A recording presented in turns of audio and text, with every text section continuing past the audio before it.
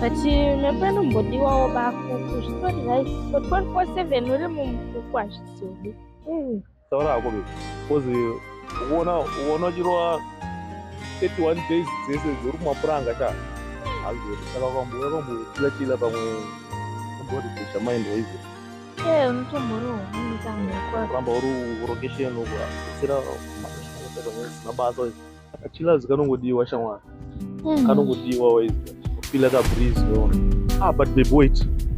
koshi iwe Sara ndikudzoka mai manje right.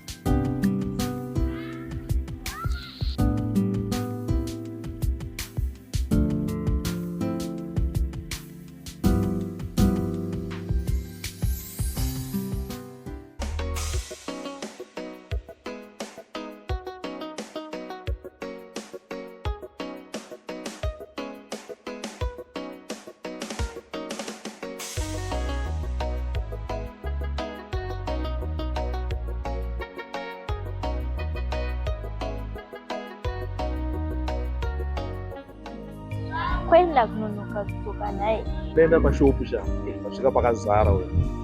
kutsvagira something chocolate waiwanei kwani ndiri murume ndofanira kungohasela waize saka ndiri mukutsvagira chocolate omboita uchidya waize kumari yacho waiwana aiwa tichihasela ndavanongoziva bhebhe rangu ringosekerera baby ende uri sweeter dai ukasachinja baby nodai ukasachinja bhebhe aiwa ndimbodaro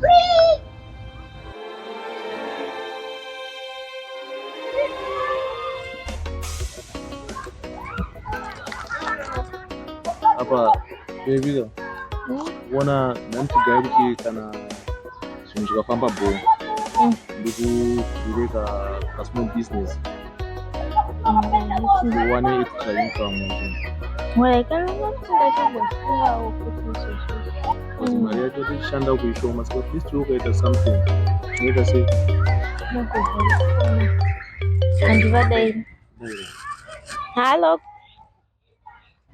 muri right here gogo ndiri kuziva kuti mama vari kurwara munongoziva wani kuti situation yatinayo isiso itori tough apa ndisuda kuti baba kuku vazive cause baba kuku is really trying very hard gogo saka zvite kuti ndimuudze ndikamuudza anostresseka anyway bye ndozokufonerai kana vasisiri padhuze okay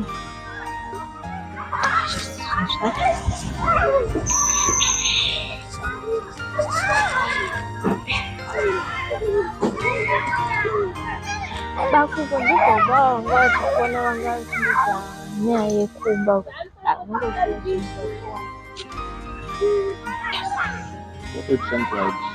unewewo haufanira kutombomunyepera because I really know kudaro nyaya mama vakaadmitwa kuhospital akakwanise kupiwa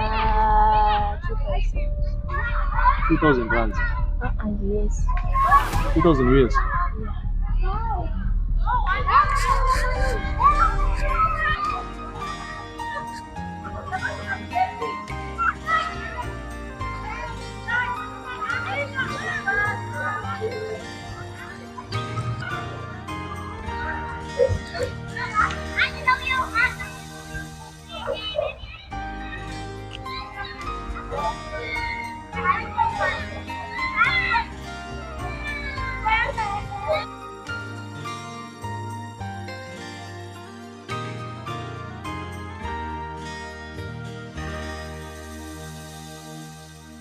I know to Fungeli. You are really trying very hard, Sha.